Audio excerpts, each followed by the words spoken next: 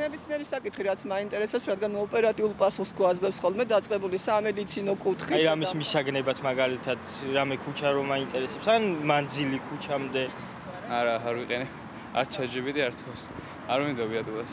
გრაფიკული დიზაინერი ვარ და ვიყენებ მაგალითად რეფერენსების დონეზე რომ მქონდეს დიზაინები დაახლოებით ეგრე. ყოველდღიურად ვიყენებ სამსახურეობრივად, თუ რამე პროექტებში მჭირდება. სამწუხაროდ ყოველდღიურ ცხოვრებაში ვიყენებ, რაიმე კითხვა თუ გამიჩნდება, ChatGPT-ს ვიყენებ ყოველდღიურად. თბილისის ქუჩებში გამოკითხულ მოქალაქეებს AI სხვადასხვა მიზნით სჭირდებათ. ზოგისთვის ეს არის სწავლის პროცესში დამხმარე ინსტრუმენტი, სხვებისთვის სამუშაო პროცესების გამარტივების საშუალება. ზოგიერთი საერთოდ არ იყენებს chatbots, თუმცა მიიჩნევს, რომ AI, ისევე როგორც სოციალური ქსელები, ყოველდღიური ცხოვრების მნიშვნელოვანი ნაწილი ხდება. ახლახან შეარჩიეს ეროვნული ნაკრების წევრები საქართველოდან, რომლებიც წელს პირველად წარადგენენ ქვეყანას ხელოვნური ინტელექტის საერთაშორისო ოლიმპიადაზე.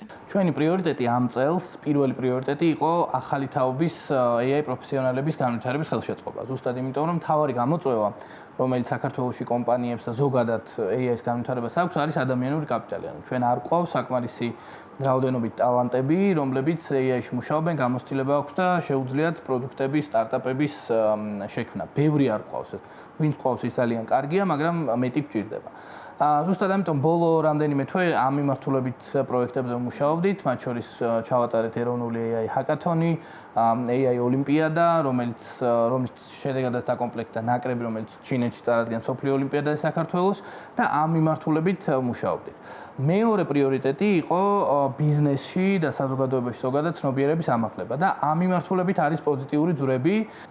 სტრატეგიას რაც შეეხება ყველაზე მეტად ჩამოვრჩებით, მათ შორის ჩვენ მეზობელ ქვეყნებსაც.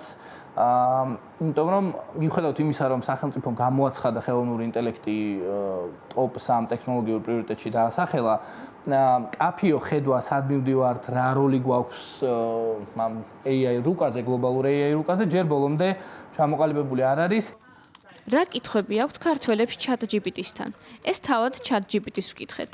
ის ამბობს, რომ ძირითადად აინტერესებთ, როგორ გამოიყენონ AI, ასევე რუსეთ-უკრაინის ომის გავლენა საქართველოზე, პერსონალური მონაცემების დაცვა, განათლება და კარიერა ტექნოლოგიების სფეროში. ხელოვნური ინტელექტსა, მათ შორის ChatGPT-ს მთელი შესაძლებლობების მიუხედავად, მათი ბოლომდე 100%-ით ნდობა და ყველა დავალების მათზე დელეგირება სწორი არ არის. რამდენიმე მიზეზის გამო. პირველი, ChatGPT-ს და სხვა ენის მოდელებს, როგორც მათ უწოდებენ, დიდი ენის მოდელებს, არასდროს არ აქვთ ის სრული კონტექსტი, რაც ადამიანებს აქვთ. ნუ ინტელექტის გამოყენების და დასაქმებას ამ სფეროში ორ ნაწილად გავყოფთი, უფრო სტრუქტურულად რო გავყვეთ ამ ამბავს. პირველი არის ვიყოთ კარგი გამომყენებლები, ეგრეთ წოდებული იუზერები ხელოვნური ინტელექტის ნებისმიერ საქმეში. მაგალითად, სულ ცოტა ხნის წინ საქართველოში შეიქმნა პირველი AI სტუდია, რომელიც მუშაობს მარკეტინგში, რეკლამებზე, ვიზუალური კონტენტის შექმნაზე და ასე შემდეგ. ეს არის AI-ის როგორც იუზერის გამოყენება, იუზერის მხრიდან ხელოვნური ინტელექტის საქმეში გამოყენება, ხო? ამის სწავლა შედარებით მარტივია, არ მოითხოვს ღრმა ტექნიკურ, მათემატიკურ კომპეტენციას. მეორე არის უფრო გაცილებით ღრმა, რთული და შრომატევადი ნაწილი ხელოვნური ინტელექტის სწავლის, რაც ნიშნავს, რომ ადამიანი ხდება ხელოვნური ინტელექტის ინჟინერი ან მონაცემთა მეცნიერი. აქ გაცილებით მეტი დრო და შრომა საჭირო, მათემატიკური აპარატი უნდა ესმოდეს ადამიანს, როგორ მუშაობს უკან მათემატიკა, უნდა ესმოდეს პროგრამირება, უნდა იცოდეს კოდის წერა, Python-ი და ასე შემდეგ. ხშირად იყოფა აზრი იმაზე, თუ რა მიდგომაა გამართლებული ხელოვნური ინტელექტის გამოყენებასთან დაკავშირებით. მისგან მაქსიმალური სარგებლის მისაღებად, მინიმალური უარყოფითი შედეგით. ზოგ ქვეყანაში მიაჩნიათ, რომ ეს ბუნებრივი პროცესია და ჩარევა არ სჭირდება, ზოგან კი პირიქით. თუმცა ფაქტია, რომ AI უპრეცედენტოდ სწრაფად ვითარდება და მისი სწორად გამოყენება უმნიშვნელოვანესი უნარი ხდება.